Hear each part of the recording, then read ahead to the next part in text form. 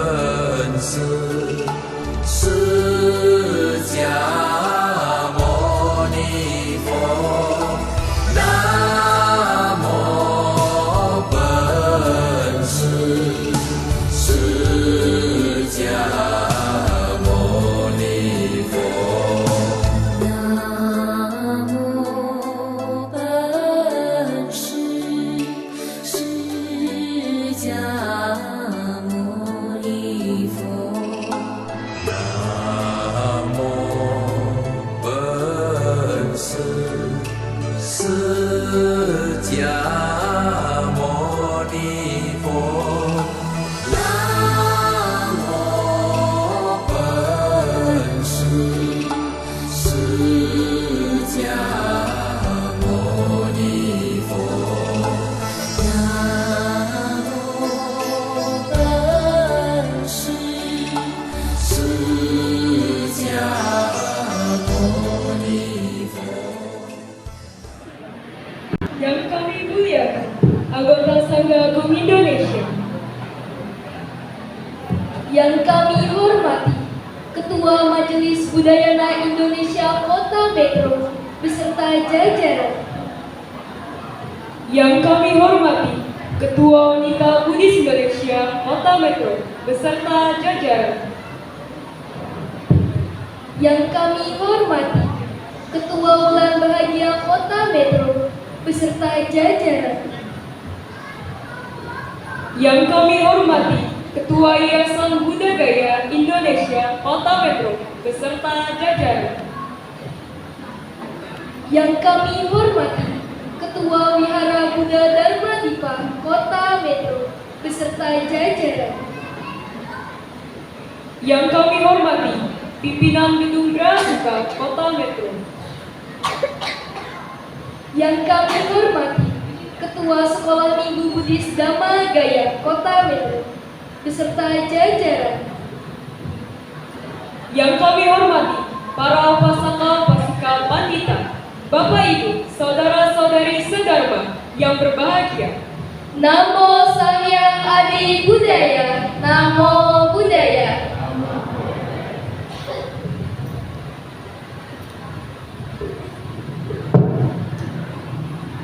Selamat datang di Wihara Buddha Dharma Dipa, wihara kita tercinta itu. Dengan rasa sukacita, marilah kita bersama-sama rayakan Hari Tri Suci Waisak 2570 tahun Buddhis, tahun 2026 Masehi. Adapun tema Waisak tahun ini adalah menebar cinta, menumbuhkan perdamaian dunia. Dengan sukacita pula, saya Edelin Dan saya Syara, kami berdua selaku pembawa acara akan memandu acara perayaan Tri Suci Waisak 2570 tahun Buddhis tahun 2026 Masehi ini dengan bahagia. Mari kita bersama-sama mendengarkan persembahan lagu yang berjudul Cinta Kasih Buddha.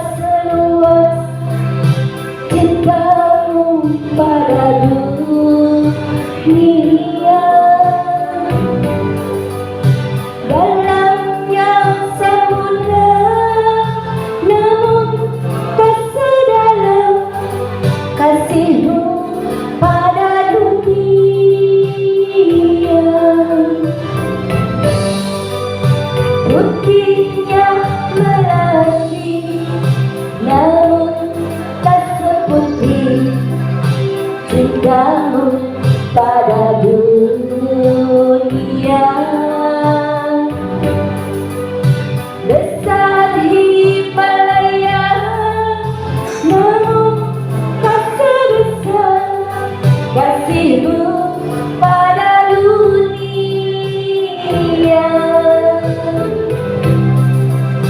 Cinta dan kasihmu Buddha suci mulia, nanti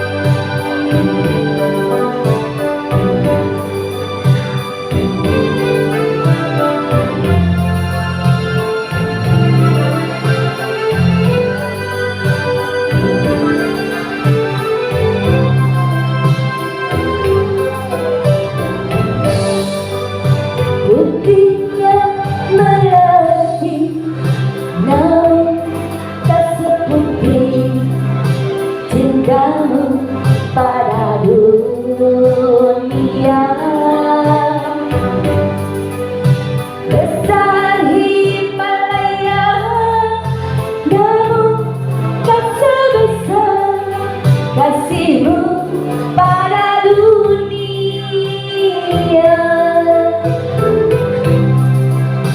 Cinta dan kasihmu bulan suci mulia, nanti tiada tara.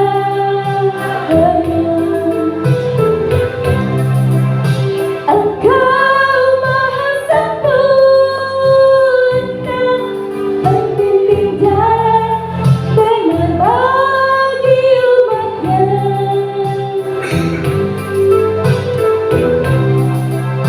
Terimalah sembah kami bagimu Sang Buddha.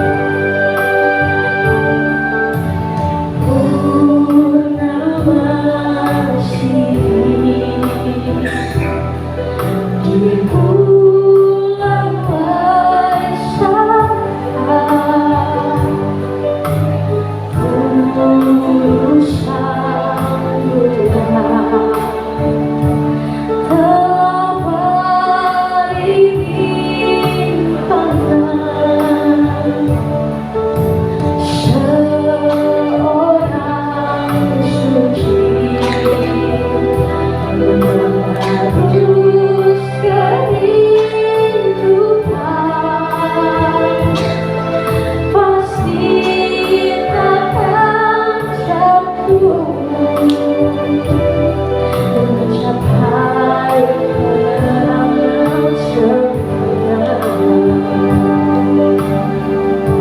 Saat hari ini saat wafatnya sang bunda, semua makhluk terlena, terbuai dalam cengkraman duka. Hatiku bersujud memberikan penghormatan yang terang. Dewa pun turut bersujud, menyemparkan harum sembah di hari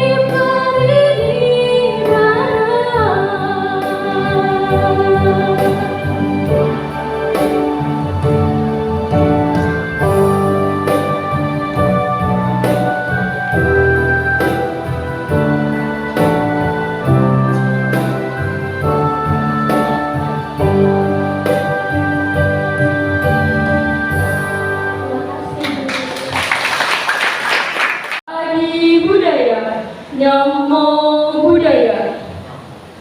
Pembacaan ayat-ayat suci Dhammapada Bab 2 Apamadawaga ayat 28.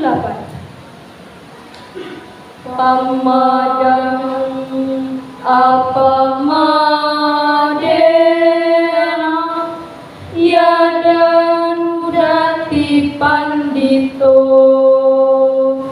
panyapasada maruya asoko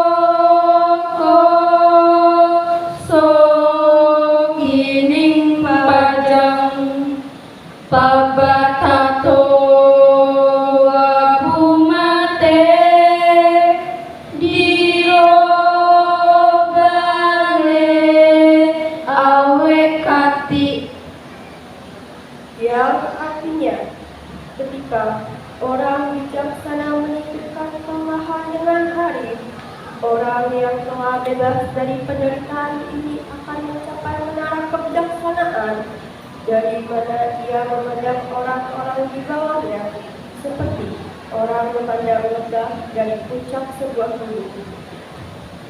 This means when the wise person removes negligence with wisdom, the one who is free from the suffering will reach the tower of wisdom, from where he looks down on people below, like a person looking at the valley from the peak of a mountain.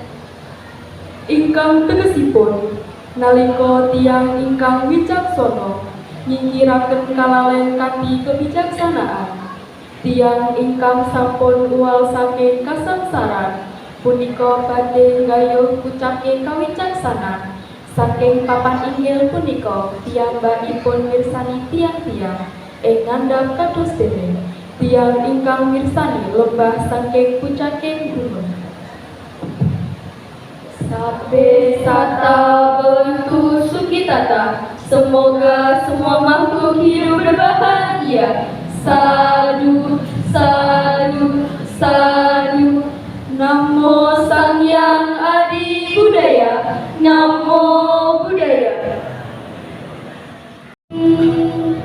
Kami memuja namamu, Sang Buddha bersama air terbuka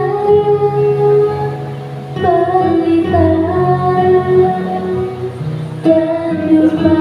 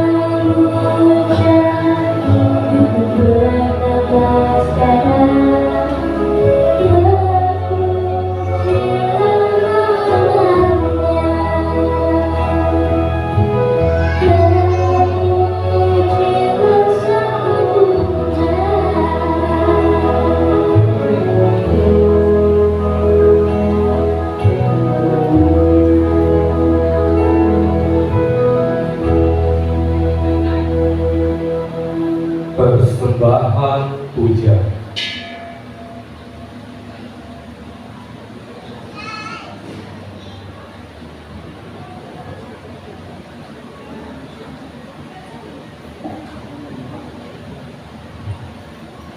Persembahan pelita.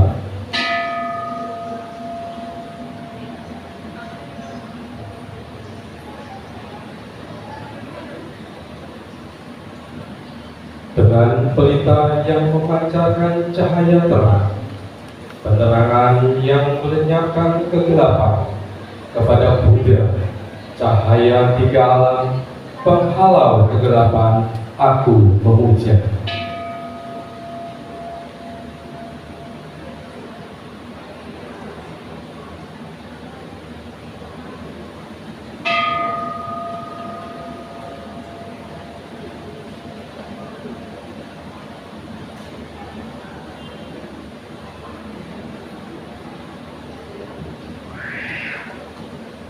Persembahan air.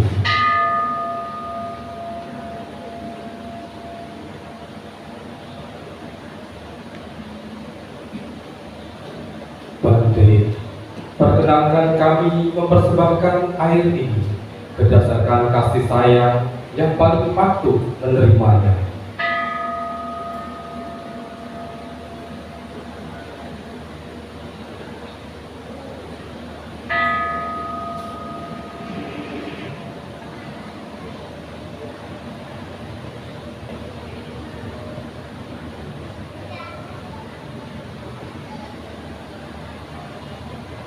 Persembahan buah-buahan.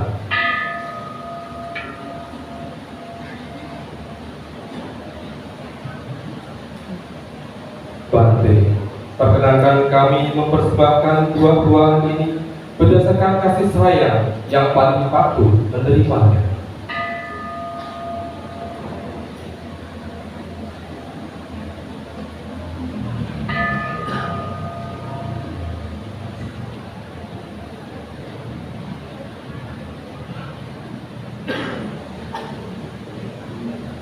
Persembahan makanan.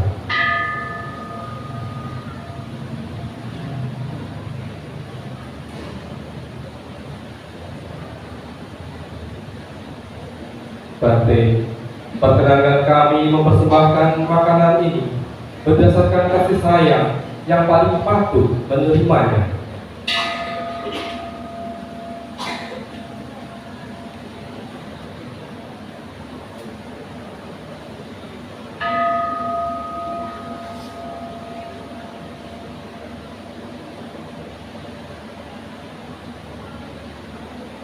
Persembahan dupa.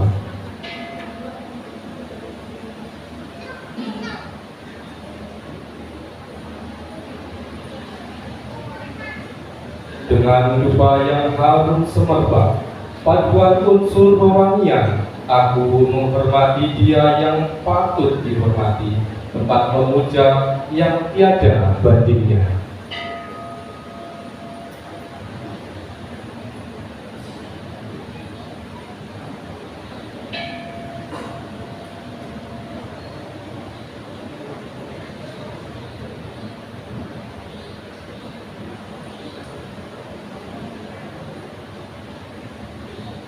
Persembahan bunga.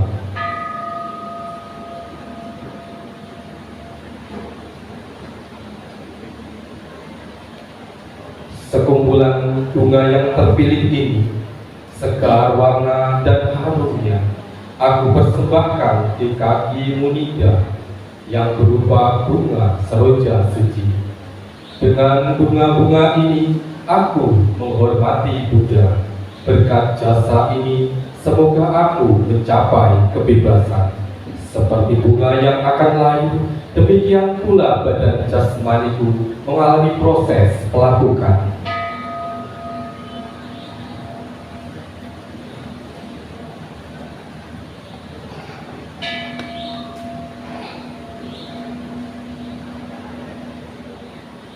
Yang kami muliakan para biku samudra, yang berkumpul bersama Lera dan bersama Lady, Yang kami hormati para rombongan kita, ibu kita, para upasaka, upasika, dan yang kami hormati Bapak, Ibu, dan saudara-saudari sejarah. Selamat malam. Namo Samyang Adi Budaya. Namo Budaya. Marilah di kesempatan ini kita bersama-sama berpuja bakti dalam rangka merayakan Hari Trisuci Wesak tahun 2570 Buddhis Era tahun 2026 Masehi. Marilah kita awali puja bakti ini dengan bersama-sama menyanyikan lagu Kami Datang Bersujud.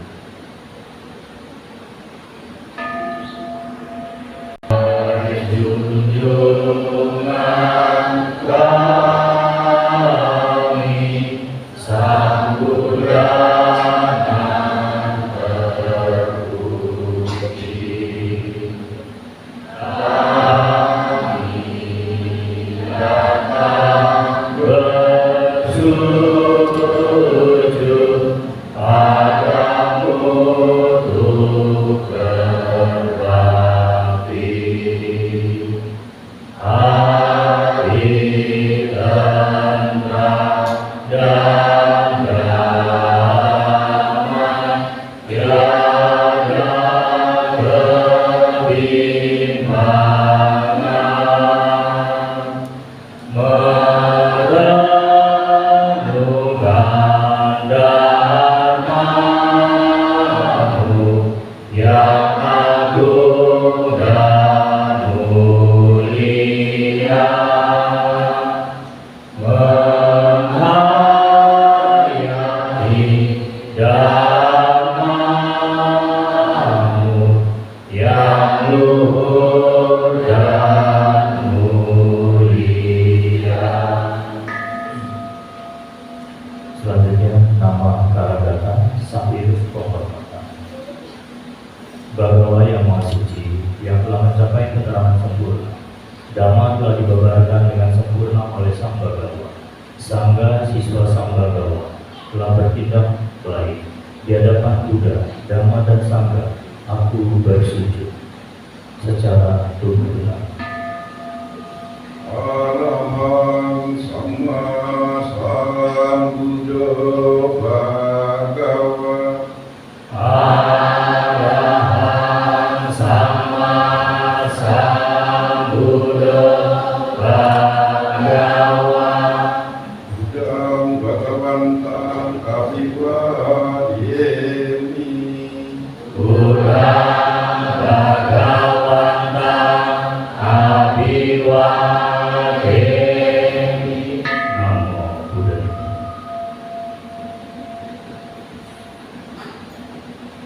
Swakato Bhagavata Dhammo. Swakato Bhagavata Dhammo. Dhammam Namasami. Dhammam Namasami. Namo Dharma. Supatipano Bhagavato Sawaka Sangho.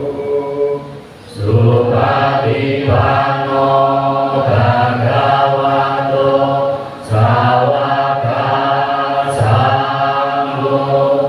Sanghang Namami. Sanghang Namami. Namo Sangha. Yen Edi Budaya. Namo Tassa Bhagavato Arahato Samma Sambuddhassa. Namo Sabhe Bodhisattvaya Mahasattvaya. Sukho Budaya Upato. Sukha Sadama Sawana. Sukha Sanghasa Samadhi. Samaganam Tapo Sukoti. Terpujilah Sang Hyang Adibudha. Terpujilah Bhagawa yang Maha Suci yang telah mencapai keterangan sempurna.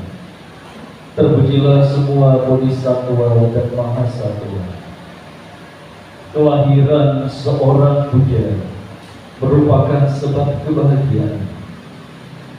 Mendengar ajaran benar juga merupakan sebab kebahagiaan.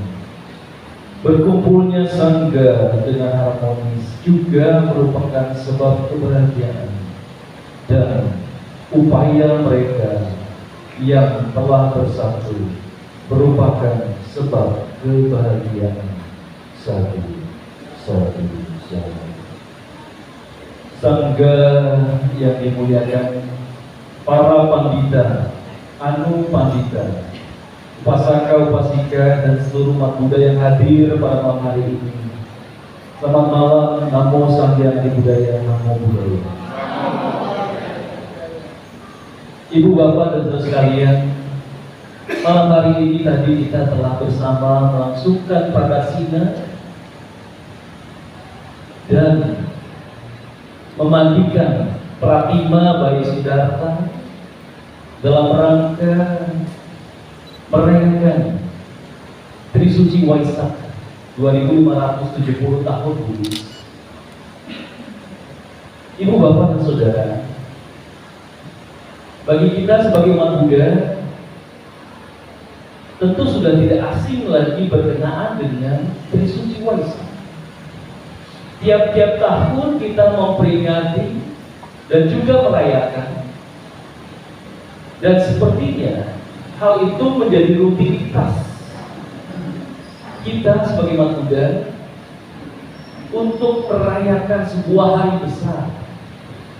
Dan bahkan kalau kita berkunjung ke desa-desa, Trisuci Waisak seperti layaknya dengan hari Lebaran, sehingga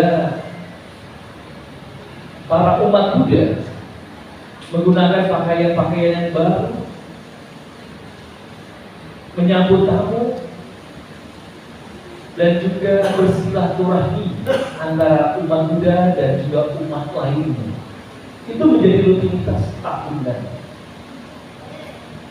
Bukan berarti mengkritisi, namun kita sebagai umat Buddha cobalah menggali sesuatu yang terjadi pada Trisuci Waisak ini, dan kita bisa mengambil makna atau hikmah di balik sesuatu yang terjadi pada bulan kita, dan kita sandingkan dengan tema Waisak kita pada tahun ini, yakni menebar cinta, menumbuhkan perdamaian dunia.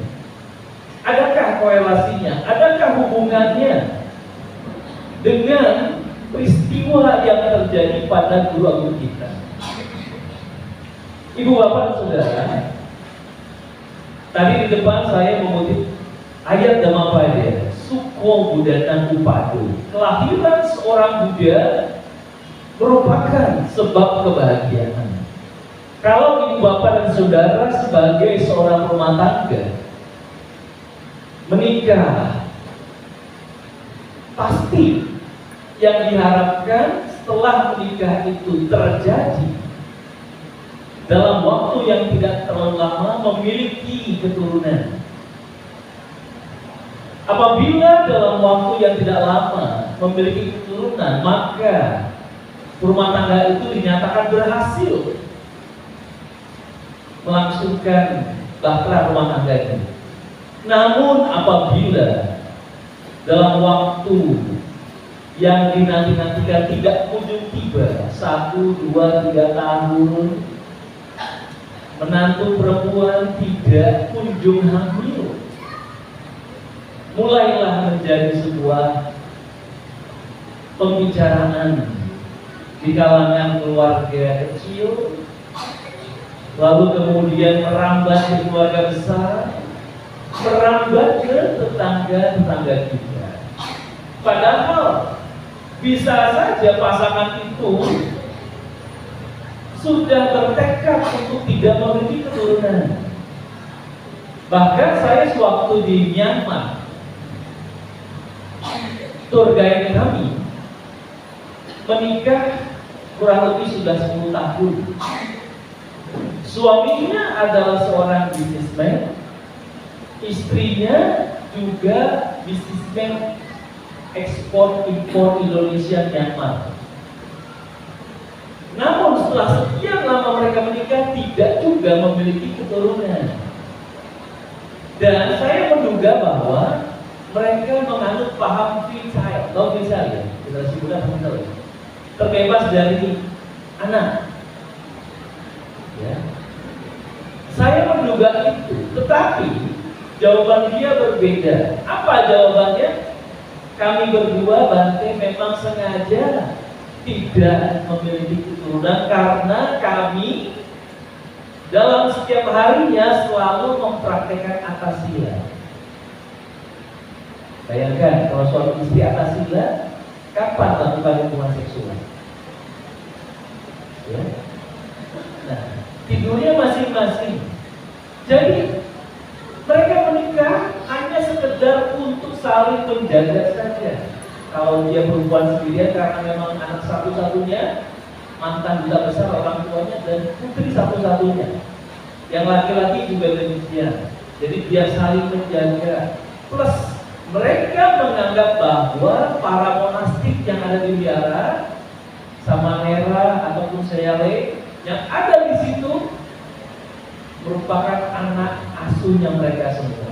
Sehingga mereka mencari nafkah digunakan untuk kebutuhan para pabajita, para monastik yang tinggal di wihara-wihara yang ada di Myanmar. Mulia sekali. Tetapi tidak lumrah bagi kita di situ. Kembali kepada ayat Dhammapada tadi, Bapak dan Saudara. Kalau Anda begitu memiliki seorang putra atau putri, senang atau tidak senang bagi rumah tangga? Senang. Apakah senang itu selamanya? Ya, saat baru melahirkan mungkin senang. Lalu kemudian nanti 40 hari kalau dalam bahasa Jawa namanya mungien. Ya, syukuran, potong rambut. Senang. Bukan hanya keluarga yang senang, bukan hanya suami istri yang senang, tetapi tetangga-tetangga kita juga senang. Karena ada pesta hajatan. Dan setelah itu, apakah masih senang? Yang ada senang ya. Karena ngurus bayi itu tidaklah mudah. Ya, lalu kemudian senang itu sudah selesai sampai di situ saja. Tetapi berbeda dengan kelahiran Bodhisattva, dengan kelahiran Pangeran Siddhartha. Sampai sekarang ini, Bapak dan Saudara, semua orang bersuka cita atas kelahirannya, meskipun sudah ribuan tahun yang lampau.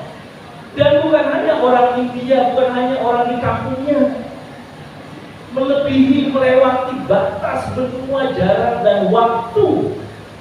Itulah yang sampai saat ini kita selalu peringati dan kita rayakan berkenaan dengan kelahiran dan pencapaian kemenangan sempurna serta parinibbana beliau. Nah, oleh karena itulah benar apa yang dikatakan Buddha, kelahiran seorang Buddha merupakan sebab kebahagiaan. Mengapa menjadi kebahagiaan? Ayo kita bahas. Utamanya berkenaan dengan tema Waisak, supaya Waisak ini kita punya sesuatu yang menjadi inspirasi bagi kehidupan kita.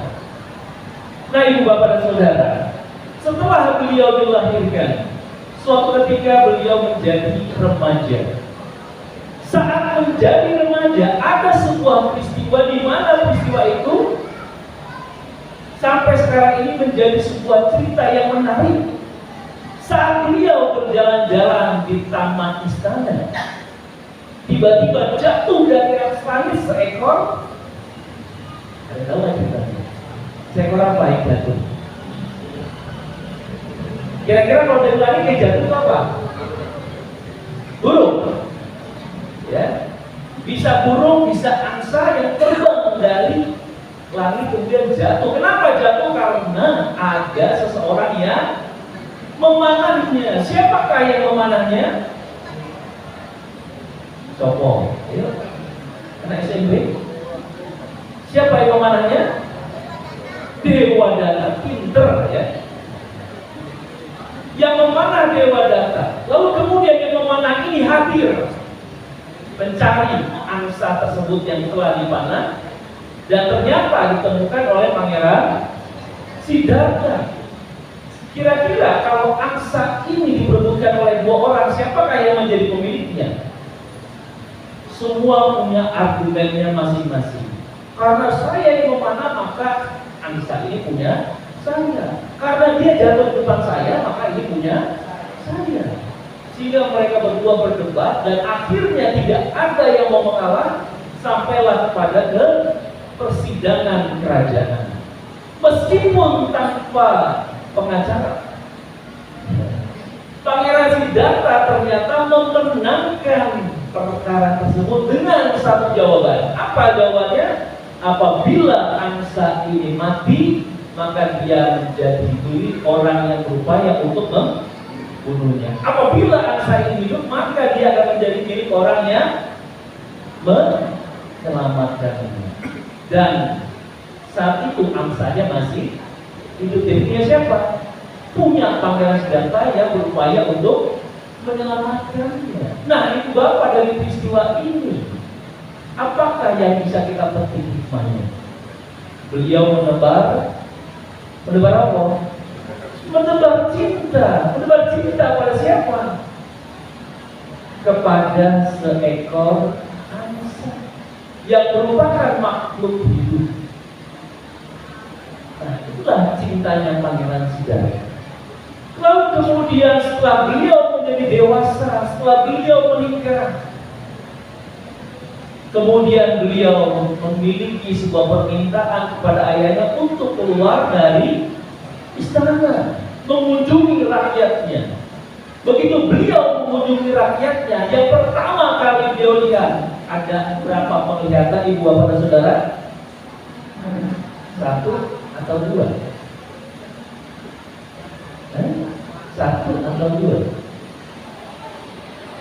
Satu atau dua? Ayo, berapa? Ada empat. Tari Nimitani. Dari ayat tadi bukan ya. Nimita itu adalah gambaran, penglihatan. Jadi empat penglihatan. Yang pertama adalah jarah atau orang tua seumur hidupnya. Pangeran Siddhartha tidak pernah melihat orang tua. Saat beliau keluar dari istana menunggangi kereta kencana beserta kusirnya, beliau melihat di pojokan sana ada makhluk yang tidak atau belum pernah lihat sebelumnya. Sehingga beliau bertanya kepada kusirnya yang bernama siapa? Cana. Pinter anak-anak sini ya. Kusirnya bernama Cana. Lalu kemudian beliau bertanya kepada Cana, wahai Cana, makhluk apa itu? Kenapa beliau tidak mengatakan orang apa itu? Tetapi beliau bertanya kepada Cana, makhluk apa itu Cana?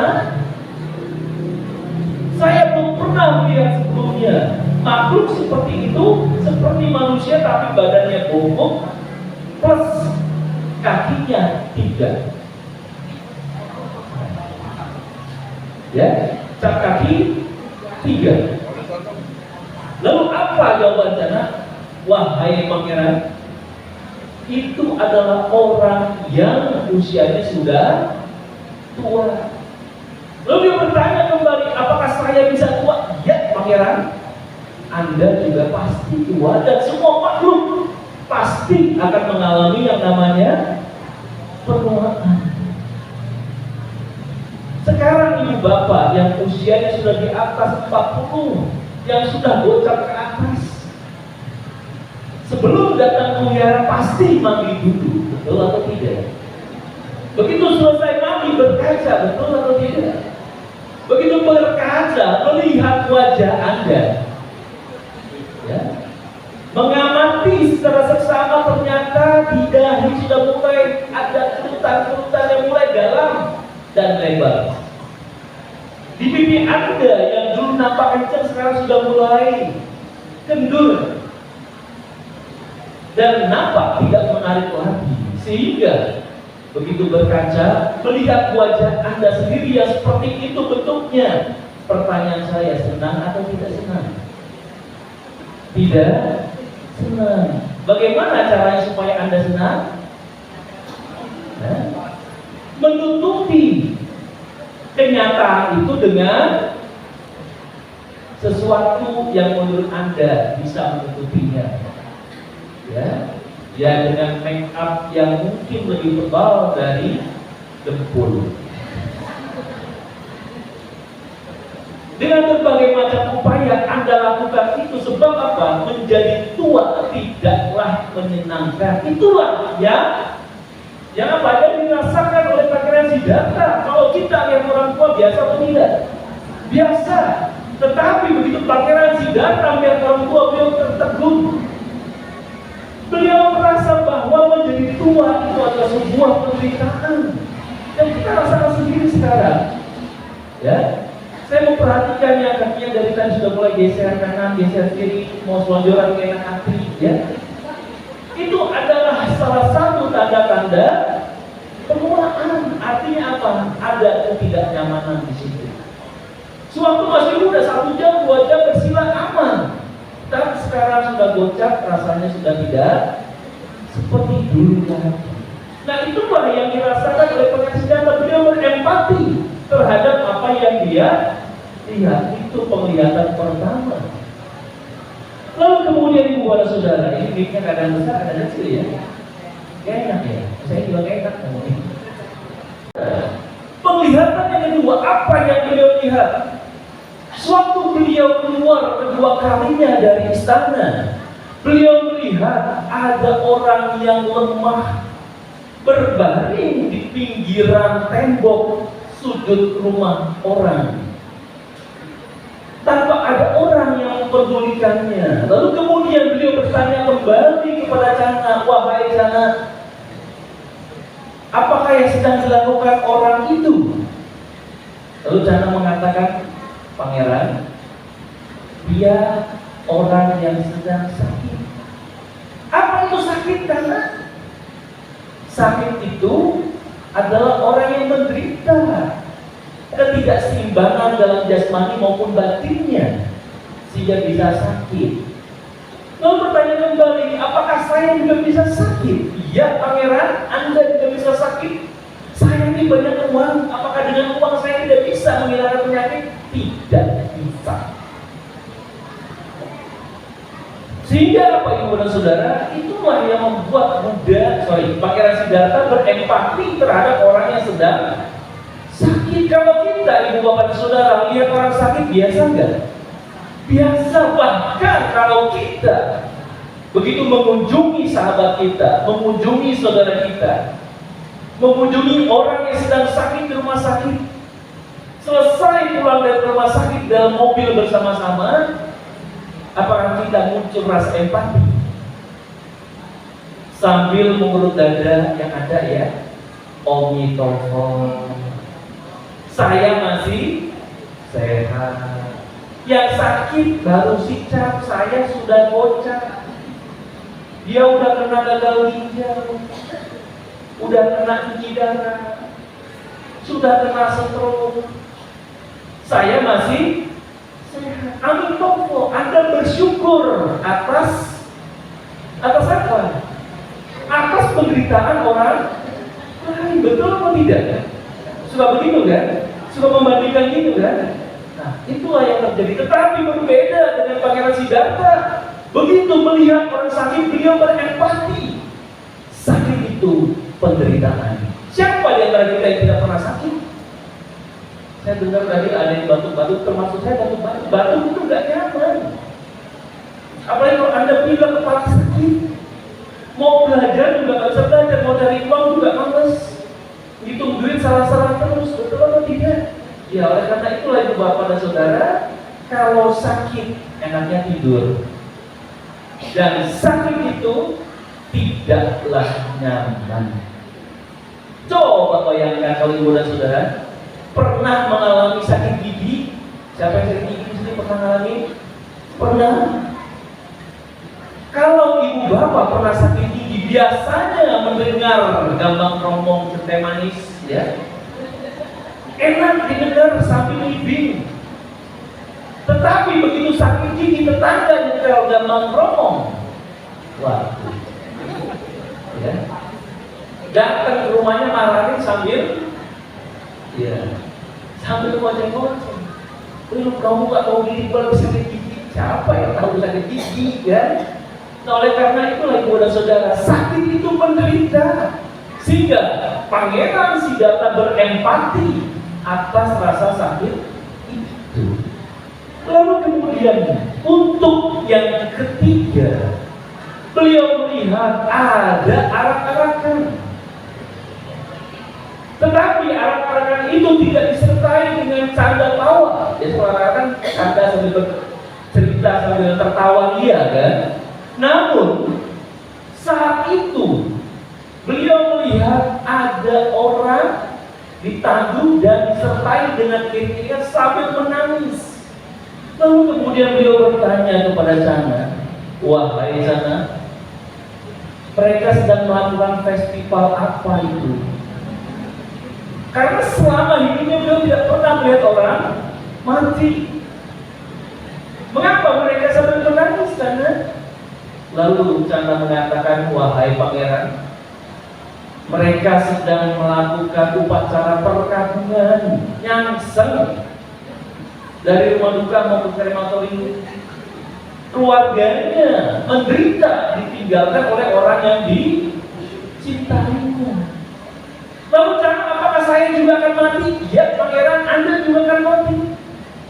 Apakah orang tua saya juga akan mati? Ya pangeran, orang tua juga Anda pasti mati, dan semua makhluk yang dilahirkan pasti akan mengalami yang namanya kematian, dan kematian itu menderita. Tapi kalau kita ibu dan saudara, kalau datang ke sang-sang itu, ya, habis makan bubur, ya, sambil makan bubur kita cerita, waktu itu yang mati baru bocah boleh. Udah minta kita banyak modusnya, ya, betul nggak gitu ya? Wah, kita mau udah minta modusnya udah kebanyakan. Nah, padahal yang di dalam rumah duka itu keluarganya lagi pada nangis-nangis, tapi kita tidak berempati, ya. Oh, kalau di tempat saya biasa kalau tiap malam ada orang yang meninggal, ya, tiap ada yang meninggal pasti tetangga-tetangga itu kumpul semua jagain mayat sambil pupok, ya. Orang Cipin begitu biasanya, bilangnya apa, nemenin, ya, padahal kesempatan dia untuk melakukan, ya, pupok. Itulah yang terjadi, ya. Tidak ada empati sedikit pun, tetapi berbeda dengan Pangeran Siddhartha. Lalu kemudian beliau untuk yang terakhir kali melihat sebuah pemandangan yang tidak biasa dibandingkan tiga lainnya. Melihat sosok yang anggun, tenang, berwibawa, menggunakan pakaian yang sederhana. Lalu kemudian bertanya kepada Cana, wahai Cana, orang itu melakukan apa? Kenapa kok anggun sekali? Oh, pangeran, beliau adalah samana, beliau adalah pertapa yang meninggikan dirinya dari hiruk pikuk duniawi untuk menenangkan diri dari penderitaan dunia. Melihat itu adalah sebuah jawaban, akhirnya kemudian beliau pula memutuskan untuk meninggalkan istana. Nah, ibu bapak dan saudara, biasa nggak Anda melihat pertama? Lihat bante-bante biasa kan? Ya. Berempati nggak lihat bante? Nah, belum tentu, ya. Biasa aja. Ya. Mungkin senang aja kalau lihat bante datang. Tapi kalau di sini sebulan, aduh, kayaknya bantenya nggak ganti-ganti. Ya. Dia lagi gitu, ya, kayak ada yang lain, nggak gitu ya? Oh, baik-baik sih maksudnya. Lalu kemudian begitu melihat bante terinspirasi nggak mau jadi bante? Belum tentu. Tetapi Pangeran Siddhartha begitu beliau melihat seorang pertapa terinspirasi terinspirasi, terbuka hatinya juga untuk menjadi pertapa. Coba kalau kita berada di posisinya beliau sebagai seorang pangeran, yang kehwenya, yang hartanya, yang warisannya tidak habis dimakan 7 turunan 8 tanjakan. Yang hartanya tidak habis seperti itu, kira-kira maukah kita meninggalkannya? Dengan jabatannya, dengan istri dan keluarganya, kira-kira mau atau tidak? Lalu kemudian menjadi pertanyaan, mengapa beliau melakukan itu? Coba, mengapa beliau melakukan itu? Mengapa beliau meninggalkan istana, harta, jabatan, dan juga keluarga? Mengapa beliau melakukan itu? Karena cinta kepada siapa? Bukan kepada dirinya, bukan hanya kepada keluarganya, tetapi cinta kepada semua makhluk. Itulah yang beliau lakukan. Mengapa? Karena beliau melihat semua makhluk sedang mengalami yang namanya penderitaan. Sakit, tua, mati adalah penderitaan, dan beliau memutuskan untuk meninggalkan istana demi mencari obat mengatasi yang namanya penderitaan. Nah, ibu bapak dan saudara, setelah beliau meninggalkan istana selama 6 tahun, beliau bertapa di hutan Uruwela, digoda oleh Mara beserta 3 putrinya dan ratusan ribu pasukannya. Beliau tidak bergeming.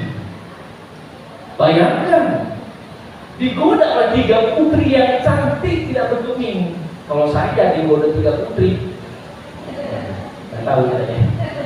Sebab banyak teman-teman saya, ya, jangan juga 1 digoda aja udah langsung lewat. Tetapi beliau tidak bergeming. Dan saat diserang oleh ratusan ribu pasukan Mara, beliau juga tidak bergeming. Bukan minta bantuan kepada para dewa, bukan minta bantuan dari prajurit kerajaan, tetapi beliau tetap tenang. Sehingga inilah mudra yang beliau lakukan. Namanya apa mudra ini? Bumi Sparsa. Bumi menjadi saksi atas kebajikan yang saya lakukan di waktu yang lampau. Sehingga beliau menaklukkan Mara, bukan bertempur juga, tetapi tetap tenang, tetap diam, tidak tergoyahkan. Bumi sebagai saksi, saya melakukan kebajikan di waktu-waktu yang lampau, dan kebajikan itulah yang kemudian melindungi petapa Siddhartha dari serangan Mara. Dan saat itulah beliau mencapai kebudayaan. Ini mudranya bagus sih, karena saya belum tahu ya. Bumi Sparsa, bumi sebagai saksi atas kebajikan Bodhisattva. Lalu kemudian kepada saudara, saat beliau mencapai putraan sempurna, apakah yang beliau lakukan? Bukan untuk dirinya. Lalu kemudian beliau membabarkan dhamma. Sampai pertama kali beliau memiliki 60 orang murid yang semuanya adalah arahat. Setelah beliau memiliki murid yang semuanya arahat, apa yang beliau lakukan kepada para arahat itu? Beliau berpesan kepada arahat, pergilah membabarkan dhamma, bahu jana hitaya, bahu jana sukaya, demi manfaat bagi semua makhluk, demi kebahagiaan semua makhluk, loka nugampaya, kasih sayang kepada dunia. Tuh. Jadi Buddha Dhamma dibabarkan bukan untuk memaksa orang akan beragama Buddha, tidak. Bukan merekrut sebanyak-banyaknya, bukan bertempur dengan orang lain atau menjajah kepada orang lain supaya orang-orang lain itu beragama Buddha, tidak. Sebab Buddha menyatakan dalam Dhammapada Akodawaga, mereka yang mengalahkan ribuan musuh tidak dapat disebut sebagai pemenang, tapi dia yang telah mengalahkan dirinya sendiri adalah pemenang yang sesungguhnya. Lalu kemudian kepada saudara, banyak cerita tentang penabur cinta, termasuk saat para biku bertapa di hutan, digoda siapa? Digoda oleh hantu. dewa yang hantu ya, digoda oleh dewa yang merasa tidak nyaman atas kehadiran biku tersebut. Sehingga para dewa kemudian menimbulkan suara-suara yang menyeramkan, penampakan-penampakan yang menyeramkan supaya para biku itu tidak betah di situ. Lalu kemudian apakah yang dilakukan oleh biku itu? Bertanya kepada Buddha, apa yang harus dilakukan? Apakah jawaban Buddha? Tebang itu semua pohonnya. Ambil botol kemudian masukin itu dewa-dewa dalam botol. Tidak. Usir itu semua dewa dan makhluk-makhluk yang tertampar dalam hutan itu dengan baca mantra ini, baca mantra itu supaya semuanya kebakar. Tidak. Tidak dilakukan itu. Tetapi beliau mengajarkan kepada para biku untuk menebarkan cinta kasih dengan memandangkan dan mempraktekkan karamiya metta sutta. Ya, jangan karena marah dan benci mengharap orang lain celaka. Selagi berdiri, berjalan atau berbaring, selagi dia lelah, dia tekun mengembangkan kesadaran ini. Ya, bagaikan seorang ibu yang mempertaruhkan jiwanya melindungi anaknya yang tunggal. Artinya apa? Kalau kita melihat semua makhluk ini seperti anak kita sendiri, kira-kira Anda tega nggak menyembelih seekor kambing? Dan membayangkan kambing itu anak sendiri, tega nggak? Nggak tega. Ya, bahkan ada peliharaan yang kita rawat sendiri, mau dijual, ada yang beli, rasanya nggak tega sampai keluar air mata. Begitu juga hewannya, nggak tega juga meninggalkan majikannya, meninggalkan tuannya. Kenapa? Sudah ada rasa cinta. Dan kemudian ada satu cerita yang inspiratif sekali, saudara, berkenaan dengan menabur cinta. Suatu ketika terjadi peperangan antara dua suku, satu suku Sakya dan suku Korea, memperebutkan satu aliran sungai namanya Sungai Rohini. Nah, begitu sungai ini diperebutkan, tidak ada orang yang mau mengalah dan Buddha hadir di tengah mereka. Apa yang Buddha katakan kepada mereka? Lebih berharga mana? Air atau darah? Lalu semua menjawab lebih berharga darah. Dan mereka menyadari bahwa dalam peperangan akan menimbulkan pertumpahan darah, sehingga mereka sadar dan mengakhiri peperangan. Dan mungkin kalau saat ini Buddha masih ada, beliau akan hadir di antara Iran dan Amerika dan bertanya, lebih berharga mana antara darah dengan minyak? Ya pasti jawabannya darah lebih berharga, sebab satu kantong darah harganya berapa sekarang? OP.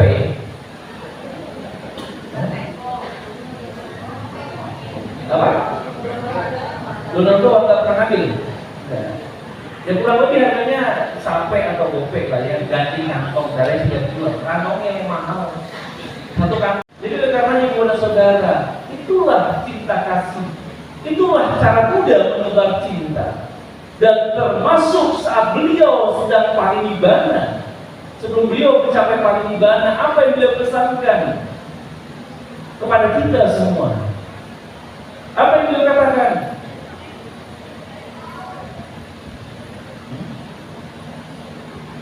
Waya dhamma sangkara apa madena sampa denta, segala yang terbentuk tidaklah kekal, maka berjuanglah dengan sungguh-sungguh.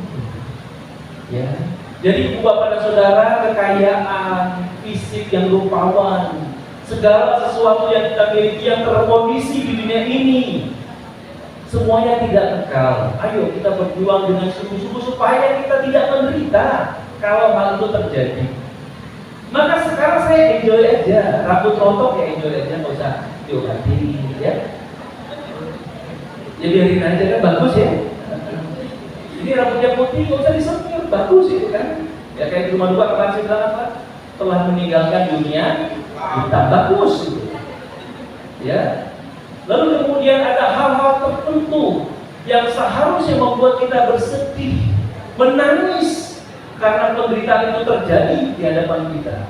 Tetapi karena kita belajar Dhamma, kita menjadi tahu bahwa penderitaan itu bisa diatasi dengan memandang segala sesuatu dengan kacamata yang benar, sesuai dengan Buddha Dhamma. Nah itulah ibu dan saudara pesan yang disampaikan oleh guru kita. Tadi saya tidak tahu yang nyanyi siapa tadi ya? Parinibbana. Ya. Ibu bapak dan saudara, mungkin kita tidak langsung berhadapan saat Buddha Parinibbana. Ya, tapi lagu itu membuat kita terharu. Termasuk saat saya berkunjung ke India, ini cerita saja ya. Saya 3 kali ke India dan kemudian mengunjungi tempat di mana Buddha Parinibbana. Di mana tempatnya? Kusinara. Untuk pertama kali saya datang ke sana, begitu masuk ke ruangan di mana ada rupa Buddha Parinibbana, langsung nangis jadi-jadinya. Seperti orang yang seorang anak yang di perantauan mendengar orang tua kita meninggal. Ya begitu pulang lihat jenazah orang tua ada di hadapan kita sedih nangis. Saya nangis saat itu. Ya umat-umat ikut sedih juga karena saya nangis, ya mereka ikut nangis juga ya. Lalu kemudian untuk kedua kali, ya tentu saya ada persiapan ya. Jangan nangis nih malu-malu ini aja kan. Gak punya wibawa kan. Lalu apa yang terjadi? Meskipun sudah persiapan saat mimpi Parita, awalnya sih memang suaranya lantang ya. Begitu sudah sampai Wanana, sampai gak jadi baca Parita. Ya. Untuk yang ketiga kalinya, ibu dan saudara, ini menurut saya sih sebuah kebetulan yang saya pikir ini menjadi sebuah keberuntungan. Kebetulannya apa? Di dalam ruangan itu ramai penuh dan kita tidak bisa masuk. Akhirnya kita hanya di luar. Ya, aman ini, ya, aman gitu ya. Nggak ada atmosfer supaya kita sedih. Udah mulai tenang gitu ya. Wah sekarang Wandana lewat sampai di sarana. Udah akhirnya nggak jadi baca Parita meditasi dari semua. Lalu kemudian setelah meditasi mulai reda, air matanya, giliran ceramah tentang duka, wah malah mewek lagi. Ya sudahlah, jadi gak jadi ceramah. Nah ibu bapak itulah, memang Parinibbana dan sebuah peristiwa yang terlampau terjadi, namun rasa duka itu masih kita rasakan. Mengapa? Kita kehilangan sosok guru yang kita hormati. Meskipun kita secara fisik ya, ini saya tadi udah sering juga ya.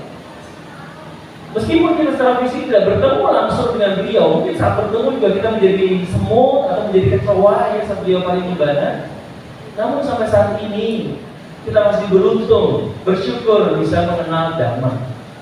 Ya, kita tahu tentang cinta dan kita tahu bagaimana kita menjalani kehidupan, memiliki pedoman kehidupan berdasarkan warisan yang diberikan oleh Tuhan kita, yakni kebenaran itu sendiri yang kita kenal sebagai Dhamma. Selamat Hari Waisak, semoga kita dan semua makhluk berbahagia. Satu. Namo Sang Hyang Budaya, Namo Buddhaya.